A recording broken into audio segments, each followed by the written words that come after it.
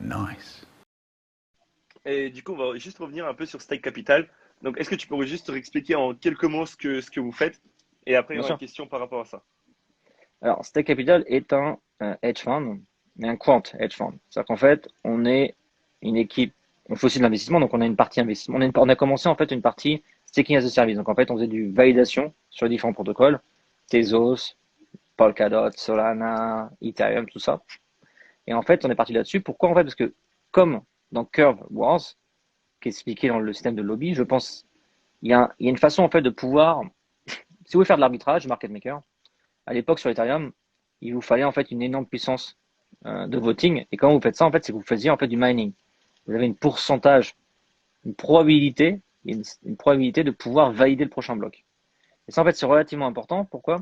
Donc, moi, j'avais à peu près dans les 1% Ethereum dans le cloud, qui permettait en fait 1% de la puissance d'Ethereum dans les années 2018. C'est relativement énorme. Donc, c'est en fait du mining, mais Ouais. dans le cloud. Dans le cloud, en fait, c'est pas des mining rings, c'est en fait des gens viennent, délèguent la puissance de calcul, et vous prenez un cut dessus. Et en fait, ça vous permet, ça vous permet en fait de prédire avec un DevOps qui est plutôt bien déployé. Vous allez déployer en temps réel un nœud proche de la Chine, du filtre, pour pouvoir en fait arriver à sniffer qui est-ce qui va pouvoir valider sur le prochain bloc et pouvoir en fait analyser la mempool, avoir du sub donc en dessous de 30 millisecondes par exemple. Vous pouvez descendre à 20 millisecondes d'analyse. C'est-à-dire qu'en 20 millisecondes, vous savez l'ensemble des transactions. Forcément, un bloc, ça prend 12 secondes. C'est pour ça que les gens disent souvent, mais je comprends pas, tu arrives à descendre à moins de 50 millisecondes, 36 millisecondes, et pourtant un bloc, ça prend 12 secondes. Et en fait, ce qu'il vous faut, en fait, c'est qu'en temps réel, vous savez telle liquidité va être ajoutée sur Uniswap, tel swap va être fait sur Curve, et ça vous permet en fait de prendre des décisions. Mais si vous dessus vous rajoutez en fait un truc qui va vous permettre de savoir que c'est vous qui allez valider le bloc, et en fait vous pouvez mettre des transactions que vous voulez. Donc vous pouvez facilement front-runner quelqu'un. Par exemple, toi, tu veux faire un swap sur Uniswap, tu vas sélectionner ton slippage à 3%, mais par exemple, il te dit, je sais pas, tu vas sur Paraswap, il te dit, ou OneInch, il te dit, bah écoute, le slippage va à 0,1. Très bien. Pourtant, tu fais ta transaction et tu vois qu'en fait, quand tu as voulu swapper euh, du, du USDT pour du DAI ou du ETH pour un autre asset, normalement, tu es censé avoir pratiquement zéro slippage. Là, d'un seul coup, tu te prends 3% de slippage. Pourquoi? Parce qu'en fait, tu t'es fait front run. Quelqu'un a analysé ta transaction et a fait un énorme swap avant, ce qui fait qu'a fait monter le prix. Et toi, en fait, au lieu d'acheter à 1, tu as acheté à 1,05.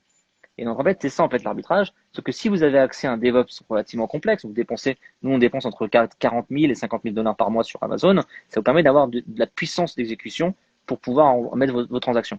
Et en fait, c'est là, en fait, comment ça qu'est né, en fait, cette capital, c'est qu'en fait, le but, en fait, c'était d'aller voir du lobby, donc en fait, d'aller acquérir une puissance de calcul sur les différents protocoles. Donc, si vous avez, par exemple, là, sur Solana, on a à peu près 100 millions de dollars de déployés. Sur Avalanche, on a 100 millions de dollars. Sur Tezos, on a tout ça. Et ce qui permet, en fait, qu'on sait quelle transaction va être ajoutée. Et on permet, en fait, de se connecter au niveau de la blockchain. Donc là, par exemple, il y a un alpha que je vais vous dire, c'est que normalement, aujourd'hui ou demain, on va release de l'arbitrage sur Avalanche. Et c'est des énormes montants par jour. On peut tomber dans le 50 000, 200 000 dollars par jour de profit. Et en fait, pour ça, en fait, parce qu'en fait, il vous faut énormément de calculs. Donc, quand vous allez staker vous, sur des nœuds Avalanche comme nous, on va vous redistribuer les fees qu'on a profité de l'arbitrage. Et ça peut être aussi fait sur la liquidation. Donc, en fait, Stake Capital, on a un validateur sur l'écosystème, et par-dessus, on monte des produits financiers où on utilise nos validateurs pour profiter de la DeFi. Donc, qu'est-ce qu'on va faire? Market maker. Donc, par exemple, on va vendre un asset à tel endroit, on va le racheter à l'autre endroit, on va faire de la liquidation. Donc, en fait, on va faire la liquidation sur AV, sur Compound, sur les différents produits, DYDX, choses comme ça, en utilisant soit des flash loans. Forcément, ça a changé l'écosystème. Avant, c'était que en utilisant des fonds propres. Donc, il fallait avoir beaucoup de fonds. Maintenant, on pouvait faire des flash loans.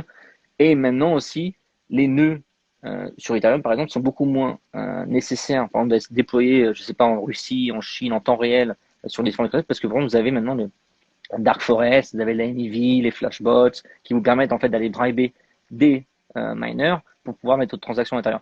Donc c'est ça en fait qui est important, c'est que l'écosystème change énormément. Et pour ça, en fait, il vous faut des gens qui analysent en profondeur l'ensemble des impacts de la DeFi. Et en fait, nous, en fait, c'est ça qu'on fait en fait. On analyse la DeFi, on monte des produits sur la DeFi et aussi on investit beaucoup. Donc si vous avez par exemple un projet, vous êtes early stage, vous voulez vous lancer, contactez moi sur Twitter ou et on fera avec grand plaisir aussi.